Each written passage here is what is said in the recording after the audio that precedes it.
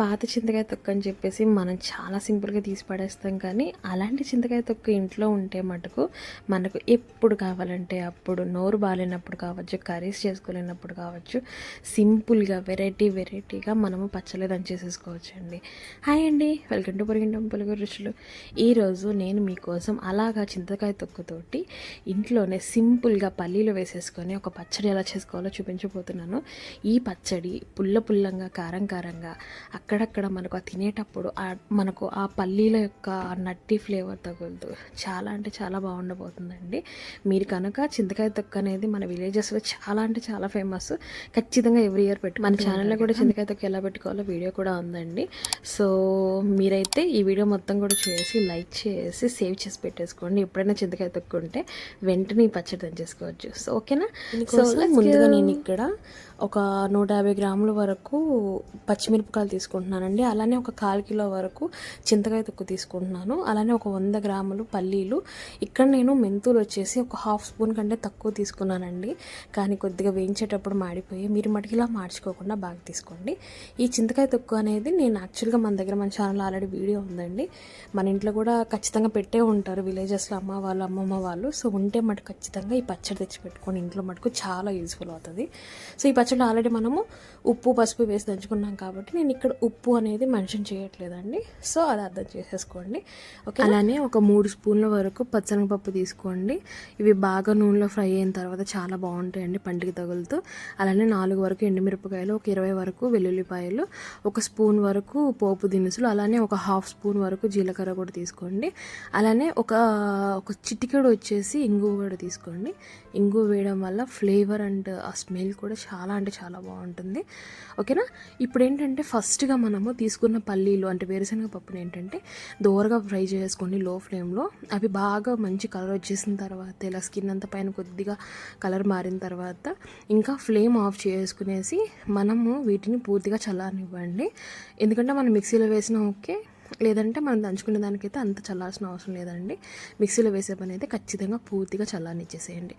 ఓకేనా. పూర్తిగా చల్లారిన తర్వాత పైన ఉన్న పొట్టు మొత్తం తీసేసేసి మనం ఏంటంటే దాన్ని మొత్తంగా చెరిగేసేసుకున్నాం అనుకోండి, మనకు ఓన్లీ ఇలాగా అక్కడక్కడ స్కిన్ ఉన్నా పర్లేదండి, నీట్గా మనం చెరిగేసుకుంటే సరిపోద్ది. సో ఇప్పుడు ఏంటంటే ముందుగా మనము రోకలి అనేది నీట్గా క్లీన్ చేసి పెట్టేసుకోండి. నేను ఇక్కడ వచ్చేసి రోకలి యూస్ చేసుకుంటున్నానండి పచ్చళ్ళకి. ది బెస్ట్ ఆప్షన్ అయితే నాకు తెలిసినంత వరకు అయితే. సో మీకు వీలు ఉంటే లేదంటే మిక్సీ జార్లోనే వేసేసుకోవచ్చు. ఫస్ట్గా మనం దూరగా వేయించుకున్న మెంతులు ఉన్నాయి కదండి, వాటిని మనం వచ్చేసి నీట్గా ఇలా పౌడర్ లాగా చేసుకున్నాను.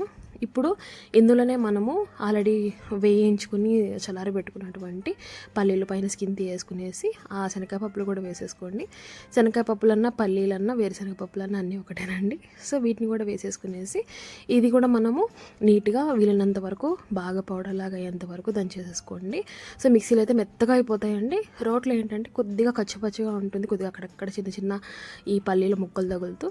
సో నేను అలానే దంచేసుకునేసి ఒకసారి ఇది మొత్తాన్ని కూడా బాగా కలిపేసుకొని, రోట్లో దంచే వాళ్ళైతే మటుకు ఇలా కనుక మొత్తం కలుపుకుంటే అడుగు ఉంట కట్టకుండా ఉంటుందన్నమాట. సో మొత్తం కలుస్తాయి అనేసి నేను ఇలా కలిపేసేసుకుంటున్నాను.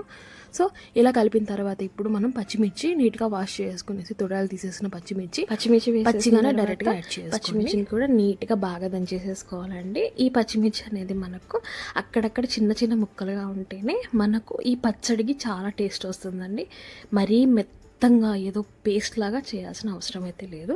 మొత్తం కూడా బాగా కలిసేలాగా ఒకసారి బాగా దంచేసేసుకునేసి అక్కడక్కడ పచ్చిమిర్చి తగులుతూ ఉంటేనే చాలా బాగుంటుంది.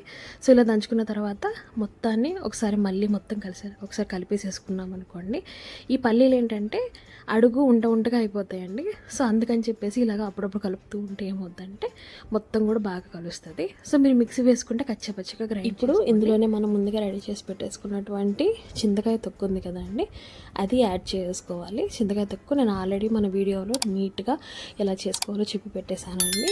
సో ఇది ఒక్కసారి ఉంటే మనకైతే ఎటువంటి టెన్షన్స్ అవసరం లేదండి. ఈ చింతకాయ తొక్కు ఒకటి ఉంటే చాలు మనకు. ఈ ఊరగాయలు అనేది ఇలాంటి తొక్కు పచ్చళ్ళు అనేవి మనల్ని ఒక సేవియర్ లాగా ఉంటాయి. ఎప్పుడైనా కానీ కర్రీస్ లేనప్పుడు చింతకాయ తొక్కు వేసిన తర్వాత మొత్తం కూడా ఒకసారి బాగా దంచేసుకున్నాం అనుకోండి. నేను ఇది చింతకాయ తొక్కు ఆల్రెడీ బాగా ఈనెలు లోపల ఉన్న గింజలు అని తీసేసి బాగా కొద్దిగా మెత్తగానే దంచి పెట్టుకున్నానండి. సో నాకు అంత టైం టైం పట్టలేదు. మొత్తం కూడా బాగా కలిసేలాగా ఒకసారి కలిపేసేసుకునేసి బాగా దంచేసుకునేసి ఇంకా మనం దీన్ని ఒక బౌల్లోకి తీసేసుకుంటే సరిపోద్దండి. సో ఇలాగా నీట్గా కూడా మనము ఇట్లా దంచేసుకునేసి కచ్చపచ్చగా మనము మిక్స్ వేసే వాళ్ళైనా కానీ ఇలానే ఒక మరీ మెత్తగా పేస్ట్ లాగా చేసేసేయకుండా కొద్దిగా కచ్చపచ్చగా మనము దంచుకుంటే సరిపోద్ది. ఓకేనా. ఇప్పుడు ఏంటంటే మనము ఈ పచ్చడికి పోపు పెట్టుకోవాలండి. పోపు పెట్టుకోవడం వల్ల ఏంటంటే మంచి ఫ్లేవరు, అలానే కొన్ని ఎక్కువ రోజులు కూడా ఉంటుంది. ఇందులో నేనైతే వాటర్ ఏమి కూడా పోపు కోసం వచ్చేసి ఫస్ట్గా ప్యాన్ పెట్టేసుకుని అందులో కొద్దిగా ఆయిల్ యాడ్ చేసుకుంటున్నాను. ఆయిల్ కాస్త కాగనిచ్చేసి ఇందులో పచ్చిశనగపప్పు యాడ్ చేసుకుంటున్నానండి. పచ్చిశనగపప్పు అనేది కాస్త లో ఫ్లేమ్లోనే దూరగా వేయించుకోవాలండి, లేదంటే మాడిపోయేసి పైన మటుకు కటకటమంటూ కానీ లోపల అనుకో మటుకు పచ్చిగానే ఉంటాయి. సో కొద్దిగా లో ఫ్లేమ్లోనే దూరగా వేయించేసేసుకున్నాం అనుకోండి, మంచి ఫ్లేవర్ ఉంటుంది. సో ఇప్పుడు ఇందులోనే మనం ఏంటంటే పోపు దినుసులు తీసుకున్నాం కదా, ఆవాలు జీలకర్ర ఇలాగ ఉంటాయి కదా, సో అవి కూడా యాడ్ చేసుకునేసి అవి కూడా మనకు చిటపటమనేంత వరకు నీట్గా లో ఫ్లేమ్లోనే ఫ్రై చేసుకోవాలి. ఇప్పుడు ఇందులోనే మనము కరివేపాకు యాడ్ చేయాలండి. కరివేపాకు ఎంత వేసుకున్నా ఓకేనో, అలానే పెద్ద కట్ల అవసరం లేదు కానీ ఒక 4-5 రెబ్బలు వేసేసుకునేసి ఎండుమిరపకాయలు కూడా ఇలాగ చీలిగల్లాగా చేసేసుకుని వేసేసుకొని కచ్చపచ్చగా దంచిన తెల్లగడ్డలు కూడా వేసేసుకోండి. అదే వెల్లుల్లిపాయలు కూడా కచ్చపచ్చగా దంచి ఇందులోనే లాస్ట్గా కొద్దిగా ఒక చిటికెడు మనము ఇంగువ కూడా వేసేసుకోండి. ఇందులో నేను స్కిప్ అంటే వీడియో మర్చిపోయినానండి తీయడము. సో మీరైతే అది వేసేసుకున్న తర్వాత మనం ఆల్రెడీ నీట్గా దంచి పెట్టేసుకున్నటువంటి చింతకాయ తొక్కు కూడా వేసేసుకునేసి ఈ ఆయిల్లోనే బాగా కలిసేలాగా ఒకసారి కలిపేసేసుకోండి. ఇక్కడ నేనైతే వాటర్ యాడ్ చేయడం వల్ల ఏంటంటే పచ్చడి ఒకవేళ కనుక బయట ఉన్నా కానీ త్వరగా చెడిపోద్దండి. ఇప్పుడు మనం వాటర్ యాడ్ చేయకుండా ఇలా అంతా కూడా చేసుకోవడం వల్ల ఏమవుద్దంటే ఈ పచ్చడికి అనేది ఒక మంచి ఎక్కువ రోజులు లైఫ్ ఉంటుంది. సో కొద్దిగా ఒక ఊరగాయ లాగా అయిపోయిందండి ఇది. సో అందుకే నేనైతే దీన్ని యాడ్ చేయట్లేదు. ఈ పచ్చడి ఈజీగా 20 to 25 డేస్ వరకు ఫ్రిడ్జ్లో పెట్టుకుంటే చాలా బాగుంటుందండి.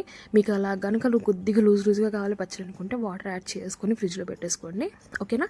సో నేనైతే యాడ్ చేయట్లేదు. ఇలా మొత్తం కలపనిచ్చేసి ఒక 5 to 10 మినిట్స్ లో ఫ్లేమ్లోనే కాసేపు వేగనిస్తానండి ఈ పచ్చడిని. సో అలాగా కాసేపు వేగనిచ్చేసిన తర్వాత ఇంకా ఫ్లేమ్ ఆఫ్ చేసుకునేసి దీన్ని ఇంకా పూర్తిగా చల్లారనిచ్చిన తర్వాత మనకు దేంట్లో కావాలంటే దాంట్లోకి ట్రాన్స్ఫర్ చేసుకుంటే సరిపోద్దండి.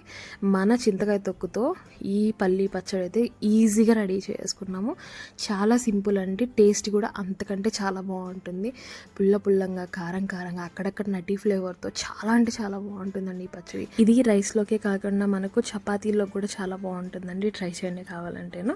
సో చాలా ఈజీ కదండి. మీరైతే ఖచ్చితంగా ఈ పచ్చడి ఇంట్లో కనుక చింతకాయ తొక్కుంటే ట్రై చేసేయండి. చింతకాయ తొక్కుంటే చాలా అంటే చాలా రెసిపీస్ చేసేసుకోవచ్చు.